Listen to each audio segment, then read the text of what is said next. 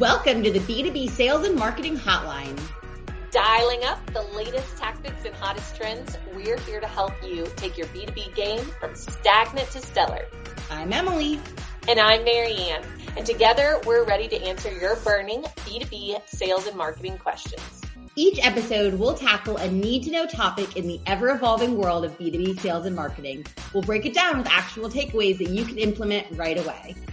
And because you don't get results without real talk, we're wrapping up every show with a quick Q&A segment. So fire away with your burning questions. Whether you're a seasoned sales leader or a marketing maestro just starting out, the B2B Sales and Marketing Hotline is your one-stop shop to take your B2B efforts to the next level.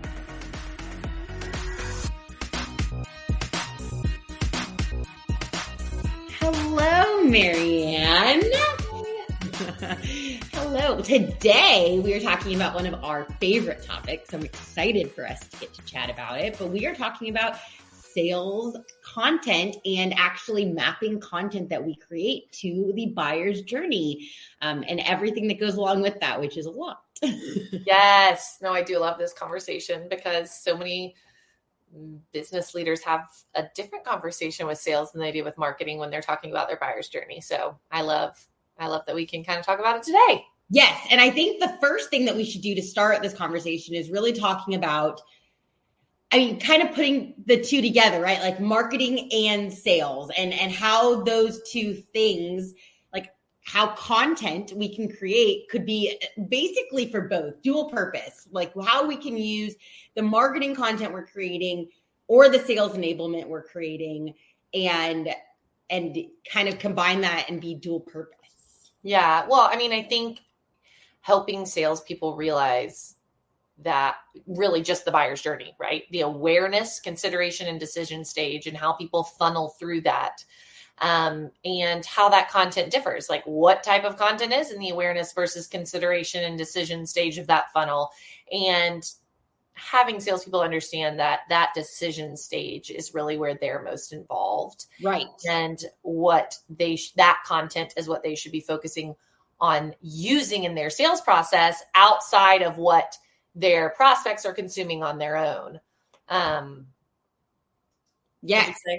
Yes, I agree. And I'm even thinking, like, as you're talking, I'm thinking about all of the sales enablement, I say sales enablement is kind of like a fancy way of saying like anything that we would provide to sales, right? To like arm them is like kind of the word I always go with is like, they're sending, they're using, they're talking, like those one sheets, the presentations, the proposals, and how can we actually take what they're using and turn it into, I'm like almost thinking the reverse. Opposite. Yeah. Turn it into content in the marketing.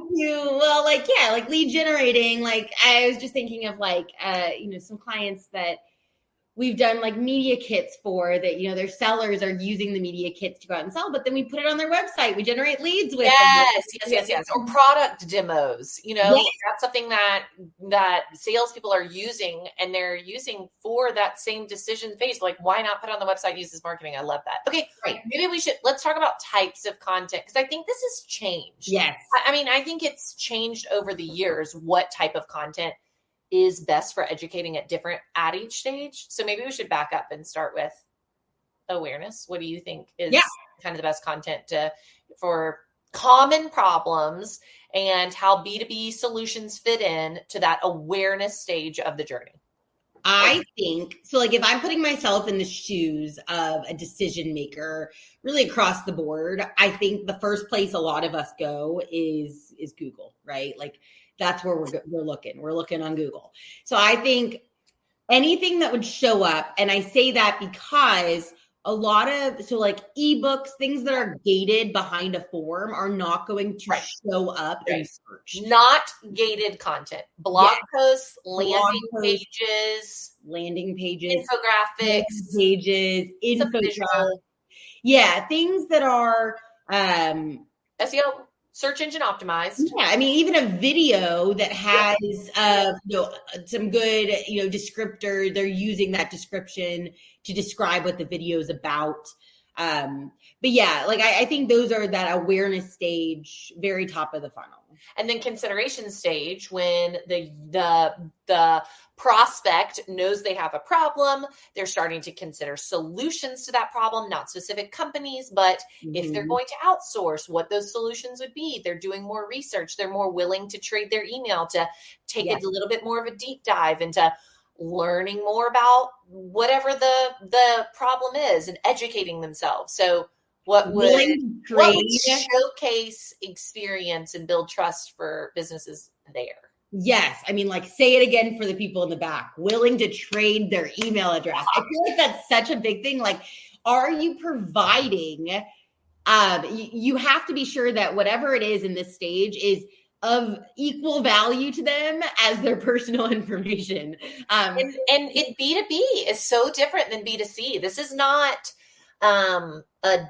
give me your, I mean, I pimp my cell phone number out to anybody who'll give me a 10% discount. I'm always like, sure, take an extra 10% off. But this is not the same as that. This is not giving your email address for a B2C purchase a product, a discount code right off the bat. These people are trying to educate themselves. So you really do have to be considerate of what you're asking in your form for what they're trading. So I do think some of it is gated content, and I think some of it's not gated content. I think case studies shouldn't really be ever gated, and that would be something that would be used in a consideration stage. What else? Just potentially a webinar. I mean, like something where you're actually asking someone to come and sign up. Podcast. Maybe you all are in the consideration stage right now. Maybe they're listening. They're considering. Maybe so. Podcast. I mean, I think that is a good form of content that is used kind of in that middle ground where they're still unsure. And then like moving our way to that decision stage, I think having content that supports that, final decision, them, you against your competition, maybe having some one sheets that are actually describing like whether it's price that you sell off of, whether it's your value prop. You got to be talking about that in your decision stage content. Yep. Mm-hmm.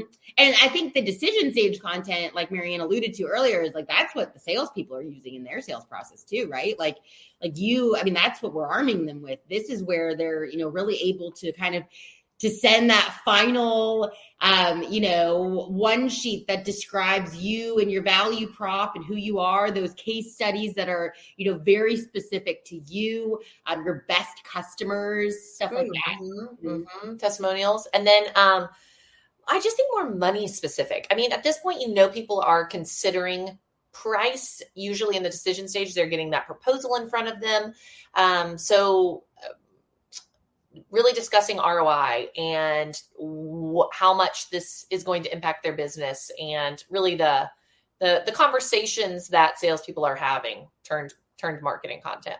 Yes. Yeah. And so when we think about like effectiveness, I feel like a lot of times, clients are asking, how do we know if it's working? How do we know if what we're, giving our sales teams is working? Like it's a little harder to track because it's, and I mean, my answer, I don't know what your answer is, Maryanne. My answer is always like, if the sales team is like asking them, right? Like directly asking them is what, I know Maryanne and I talked about this in the past episodes. If you haven't listened, go listen, but asking them questions like, why are people saying no? Why are people saying yes to your proposals? Why are, what are the objections you're hearing? And making sure that the content that you're giving them to use in their sales process aligns with those types of questions or objections, to make sure that you are like accurately, accurately writing things. Yes, and FYI, that goes all the way back to, marketing needs that for marketing too, not just sales enablement. Yeah. I think the biggest mistake people can make is having a brainstorm with the CEO and a couple marketing executives. Like you'll never know what you're not going to learn anything. You're going to get to share your ideas and kind of pump your chest about it. It is the same thing that you've been thinking in your head for years too. It's not so much fun to be able to actually get salespeople in the room, and salespeople, they're known for their personalities, right? I mean, sure, you're going to have to you have personality management and something like that. Step in, step out, have some of the louder voices, know in advance that we are trying to hear from everyone. There's some definite tactics you can bring into a brainstorm, but you've got to brainstorm with sales. They're the ones who are talking with prospects every day, and you need to hear what they're hearing. Yeah. Yes. And I think too, when we think about like staying ahead or like, because it can be easy to have the same content, the same tools that you're using over and over and over. I think it's important too, like if you're a seller out there and you're listening to this, or even like managers, having kind of like an open line of communication for your sellers to like know they can come and ask for different resources, right? Like I think a lot of times sellers wish they had this one case study on this one industry, or wish they had this, but don't feel like it's like an attainable ask. So they just kind of like, yes, you know what I mean? I do. And I also think they don't know where to find it either. Like there's, this is old, or, right. This isn't even applicable anymore. Well, let's make it applicable. How can we have some kind of, like system or routine for updating this stuff or managing it? Like, where are we keeping it? And also, if you have a good CRM, managers will know what their salespeople are using and sending and what's working, right? Yes. If you're tracking your activity in your CRM and you're holding your salespeople accountable for it, you'll be able to have the transparency of seeing what content they're using, what's getting opens, what's getting responses, and what's not. So that can help, those analytics can help steer your sales enablement strategy. Yes. That even makes me think about like the HubSpot documents tool, and how in HubSpot you can actually upload documents for your team to access. Yep. You can have the documents at the ready. And then when your team uses the documents and sends them through the documents tool, you can actually see when someone opens it, when they click on it, it'll even show you like a heat map of how long they looked at a specific page. Like that just made me start thinking about like, where are we keeping it? How are we seeing what's working? And I do think that utilizing some of those, tools, automation, having that kind of lead intelligence, all of those things do help. Yeah. Absolutely. And I mean, the reality is sales enablement content is very similar to marketing content, in that you really have to think about the prospect and the user and not you. It's not about what you want to say about your company. You've got to think about what questions are being asked, what problems there are, because in the B2B world, it's not one problem or question. B2C can be a lot more direct. They can be solving one problem in their buyer's journey. And with B2B, it's different than that. There's a lot of different problems and questions that they're asking. And so making sure that you have content to address each of those. Yeah. That's where you're going to see results. Yeah. And you're going to see salespeople using it. Yeah. Mic drop. Go do that. So I think biggest takeaways here for using content, using it in the sales process, mapping the content you're creating to your buyer's journey would be asking sales, have a brainstorm with sales, really get their buy-in and understanding, and then have a way of storing or updating, having some kind of like routine in place that your salespeople know it's being looked at. It's not just in some G drive from 2005. Yes. You're supposed to still be using it, like knowing that it was just looked at, within the last 3 months, is important. Yes. I'm so glad you said that. Okay, shall we do some Q&A? Yes, I love this part. Let's do it.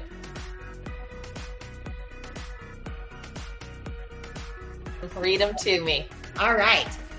What would you tell someone whose company equips their sellers with sales enablement that's not as helpful as it could be? What advice would you give for updating and improving their sales enablement content? I would tell them to listen to episode 4 of our podcast. I didn't feel like we already answered that, but that's what I would tell them. That's what I would tell them. Go listen, rewind. That's funny. But I agree. And I think everything we've said is a perfect answer to this. And I think the biggest thing is just ask sales. Like, I think sales has your insight. And I think having pointed, planned questions, just saying to sales, like, what do you need? And they're like, I don't know. I don't think that that's helpful. Yeah. Having questions that are specific to stages of the buyer's journey. So for example, awareness stage, ask sales directly. What is it that brings your prospect into the market to know there's a problem? We should have a download for this, Emily. We have good questions for this, you all. We do this all the time.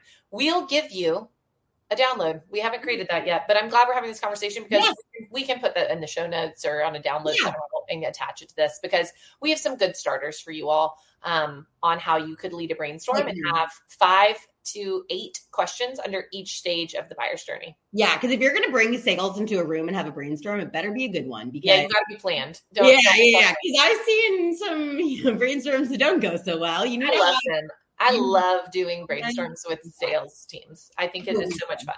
Okay, noted. Or hire us. Either use our download or hire us to it. Okay. Question, answer. Use our download or hire us. Those are your options. There you go. All right. So the next question is, it's often difficult to bridge the gap between marketing content and what the sales team actually needs. How would you recommend improving this? So I think, and I'll start with this answer, I think that the mistake here is thinking that marketing content and sales content are different things. Yes. I think we need to start thinking of those as one and the same. Yes. Every single blog post that you put out, every single one sheet, every single ebook, every single webinar, every single everything, podcast episode, whatever it is that you're putting out, it should be used in marketing. We should be promoting it. We should be using it in marketing, and we should be encouraging sales to use it too. They should be, and teaching them. Don't you feel like the misconception on sales enablement is that it's sales enablement content? It is pieces of paper that are made for sales, but that's really not all it is. It's teaching sales how to use content in their sales process, teaching sales how, giving them a process on how to use marketing content, because a blog post can be sales enablement if you show sales how to share it or how to add their thought leadership, how to ask the right questions around it, enabling them. You enable sales. So it's not just sales enablement is what a type of content. It's a pathway. Yes, anything can be sales enablement. Your CRM is sales enablement. That right there, sales enablement. I totally agree. And I think that that is, sales can sit there sometimes and wait for these things to fall into their hands, for that one case study that you have been saying you're going to get to them for the last year and you still haven't done it. I haven't used content because I don't have that one case study. Well, buckle up, go to the website, look at all the things, start sending it. Because, that's another thing that we teach on a lot is, if you're going to send an email, just checking in, just following up, just wanted to circle back with you, and you don't have any kind of link or... You're getting deleted. Doesn't matter what you write. If your subject line is just checking in, they're not going to see it back around. Who's excited to open an email with that as a subject line? Nobody. That's not helpful. It's true. And it's a good follow-up, right? You send a proposal, you go do whatever, you have a first meeting, whatever it is that your sales team does. And then the next step is get back to your desk, thank them for their time, and send them an email. Educate them. Send them a blog. Your sales process. Send them something else to help them learn. Yeah. Hey, even just saying, I loved our conversation today. I really enjoyed getting to know you. You mentioned you were interested in X, Y, and Z. We have this blog post right here. I wanted to send it over. I'm going to get your proposal ready. I'll send it to you, but I just wanted you to have it. Very casual, but that sets your sellers apart from other sellers. So I think that's what I would say. Sales and marketing are no different. All marketing content is sales enablement. Boom. So true. Good. That was a good question and good answer. Yes. Okay. Well, thanks for listening. Yeah. Thanks everybody for listening. Fun to chat with you, my friend. It is. And be sure to visit our website or reach out if you have any questions, and submit questions for our future episodes. Submit questions. Thank you. Thanks so much for tuning in to the B2B Sales and Marketing Hotline. Don't forget to follow us wherever you listen to podcasts so that you never miss an episode. And if you've got a question for us, head to the show notes and let us know what's on your mind. And visit our website, leadg2.com, where you can find even more helpful B2B sales and marketing resources.